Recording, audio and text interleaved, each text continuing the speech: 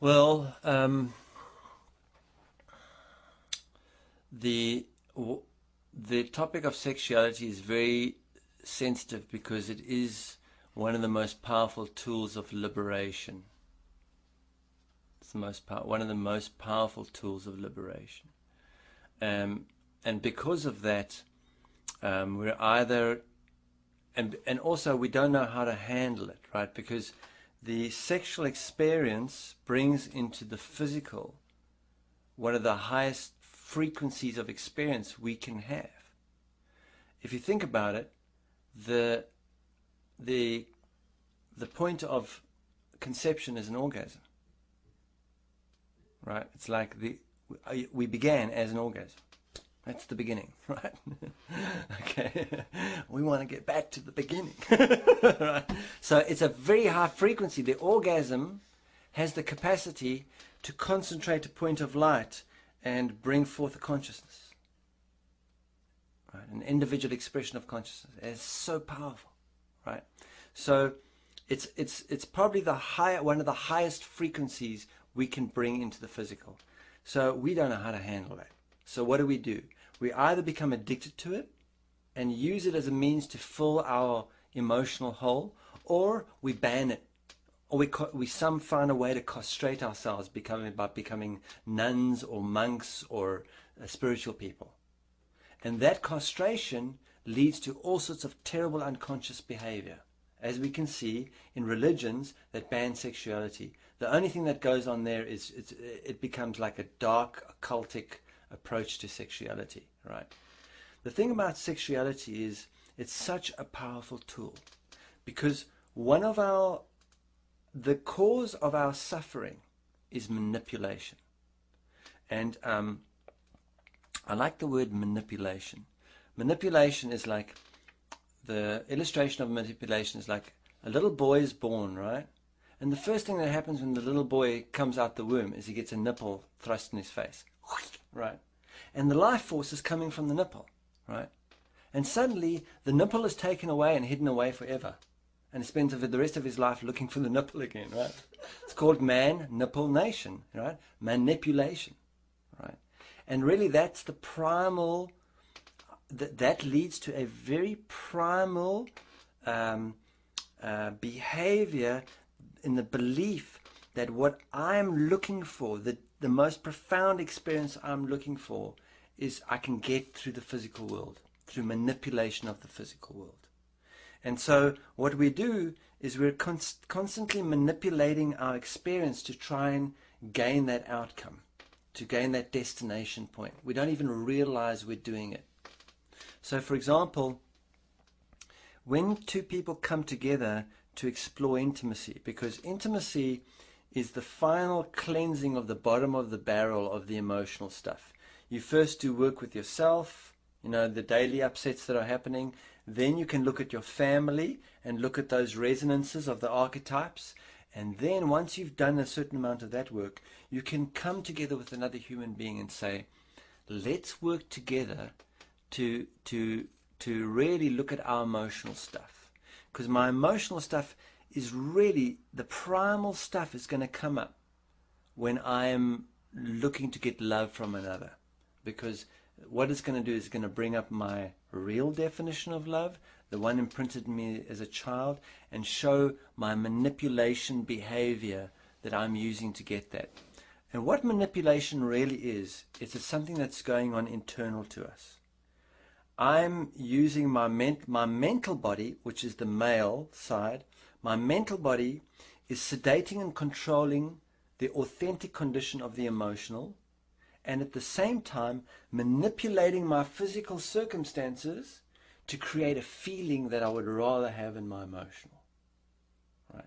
And so that externalizes itself into human behavior, where we see men sedating and controlling women all over the world, all religions, sedate and control women, and then manipulating the physical world, whether it's through manufacture of fast cars, making lots of money, or turning women into orgasmobiles, right? To manipulate to get a destination, to seek an orgasm, right? For some people, the orgasm is earning $50,000 a month. For another, the orgasm is running for the White House. For another, the orgasm is controlling other large amounts of people in different ways. But everybody has got their orgasm, and they're all after it, right? We just can't see that about ourselves. And what happens when we become destination consciousness and we're seeking our orgasm, it actually reduces us to mortality consciousness. Mortality consciousness comes about because there's an end to what I'm doing. I'm not on a journey, I'm on a destination. It has a beginning and it has an end, and my perceptual framework then has a beginning and an end, right? And so sexuality is a very powerful tool for cleansing that.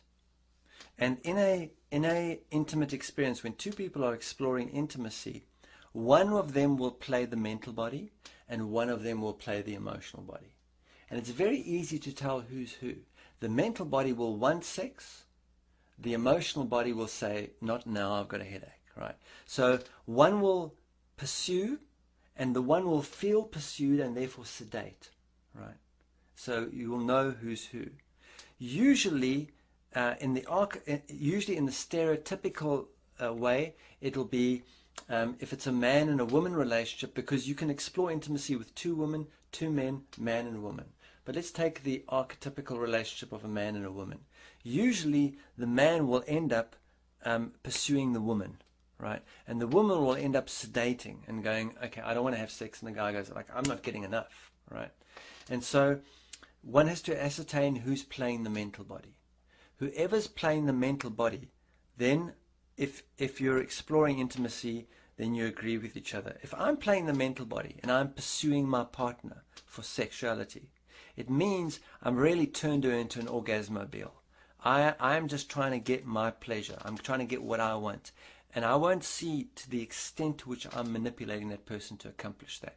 So what I do is I ban myself from having an orgasm. I say, from this point, from now, for a while, I'm pushing the orgasm aside. In other words, I will have sex with you, but I will not have an orgasm. And if I feel I'm approaching an orgasm, I will stop what I'm doing. And you're just going to have to work with me here, because I'm so addicted to having an orgasm. It's really all I'm concerned about. I'm actually going to take that away from myself. I'm going to move the orgasm away. I'm going to remove the point of destination. Not only am I going to do that, but I'm not going to allow myself to initiate sexuality anymore. You're the one who initiates sex.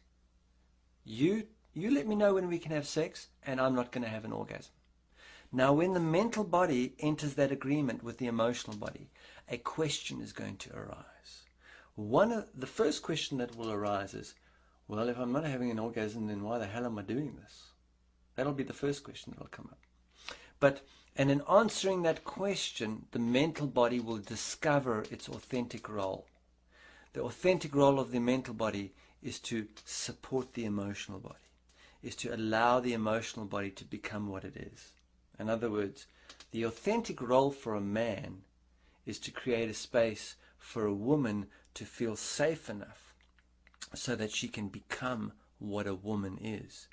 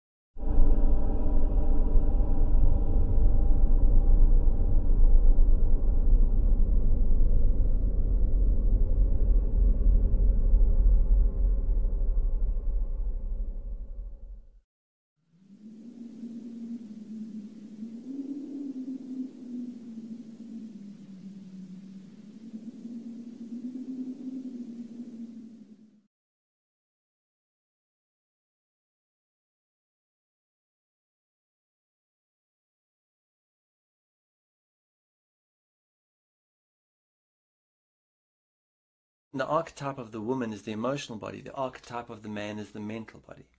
The emotional body, we find out in ourselves, is the causal point of the quality of our human experience.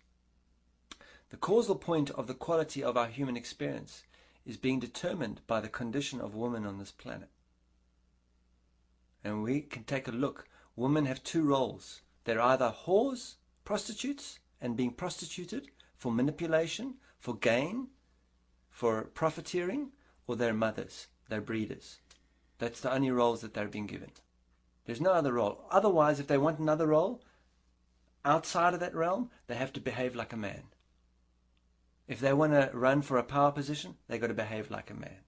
So a woman doesn't even know what a woman is. And a man doesn't know what a man is because a man hasn't yet entered the role or entered the archetype of creating a safe space for a woman to be. There are no safe women on this planet. Women are not safe here. They're pursued creatures. They're completely pursued and for manipulation to sell products, to breed children, and to become orgasmobiles, right?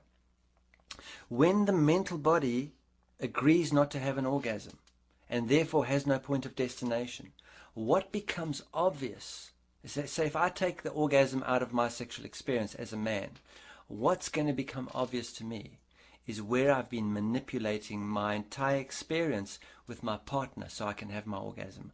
I won't see that behavior of manipulation until I remove until I no longer have that destination point.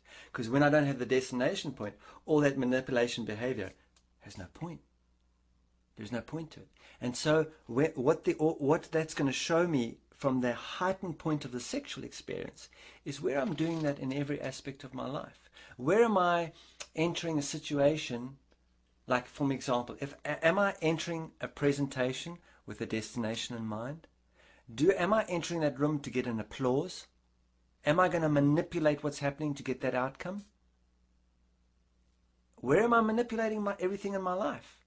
And what we find out is we're continually manipulating our experience. What we're really doing is we're continually manipulating God for an outcome that we think we should be having, instead of being able to receive, right, what's really being given to us. So that the one role that sexuality plays is it enables us to see where we're manipulating things to accomplish destination consciousness. That destination consciousness is what's creating mortality consciousness. When I no longer have destination, when I no longer have the orgasm as my point of reference in the sexual experience, then I'm no longer entering sexuality just so that I can get my rocks off and get my pleasure. Then if I'm entering sexuality as a way to give and support my companion, then I'm going to enter a journey consciousness. It's more a giving than a getting state. And that will transform my entire relationship with all my experiences in life, where I'm entering life as a journey, not as a point of destination. Most of us, our point of destination is death. Orgasm for the mental body is also death. The mental body has an orgasm, it's dead, right? It's the same with us. We're navigating towards death. For most human beings, they can't wait for death. Because death means, okay, now I won't be married to this person anymore. I'm not going to get divorced. I'm just going to wait until I die and it'll be over, right? Death means I don't have to do this job anymore. Death means I don't have to live in this place anymore. Death means I don't have to... Death is we're just waiting to die so we can get this over with. And that creates a mortality consciousness. Whereas saying, you know what? There's two things that no human being can deny. The one is we don't have a memory of not being alive. That's the one. We don't have a memory of not being alive. Even if we've only been living for 12 years, we still won't have a memory of not being alive. That's the one. The other is the one fact we cannot deny. Only other people die. Only other people die. That is a fact. No one can deny that. Only other people die. And so when we allow ourselves to feel that resonance, that also will help to remove that destination consciousness, that waiting for death so that everything will be fine after death. But sexuality can really help in removing that manipulation consciousness. Also, anytime we enter a very high frequency experience, like someone was telling me today in a one-on-one, they couldn't understand what happened because they were in a meditative, prayerful state, and they had an experience which was akin to them as Jesus coming to them. They had this visitation from this being, or this presence that to them was Jesus to them. And it was just the most profound experience. And then it lasted for a day or two, the resonance, and then they went into a state of deep depression afterwards. And they couldn't understand what had happened. And they thought that something had gone wrong. No, that was the gift of the visitation. The visitation, when we expose ourselves to a high frequency or a vibration, what's going to happen is going to bring into our awareness the blockages that are stopping us from having that experience, right? So it's the same with sexuality. If we explore sexuality from a point of intimacy, not from a point of pleasure and getting our rocks off and an addiction so that I feel better about myself, but actually in being with each other, in journey consciousness, in giving to each other, the sexual experience is going to be of such a high frequency that within a day or two, and it's also important that when we're having that level of sexual experience, that we don't have sexual experience often, because that sexual experience has consequences, and those consequences can take 2, 3, 4 days, a week to unfold. What will unfold is that then sexuality becomes a healing tool, because what it'll do is it'll bring up low frequencies, right, that are blocking us from living in that heightened state of vibration. The low frequencies will come up. Over the next day or two, we'll have upsets between us, between myself and my companion, for example, that I'm exploring intimacy with. There'll be triggers that will come up of upsets or emotional blockages to be cleared. And those emotional blockages will have been unearthed by the high vibration of that sexuality. So, sex isn't just for making babies, isn't just for getting rocks off and doing those and, making myself feel better about things. It's also not to be avoided and seen as sinful. It's a profoundly powerful healing tool to show us something about ourselves. Sexuality can show us things about ourselves that no other experience can, because it is so heightened and because it is so intimate.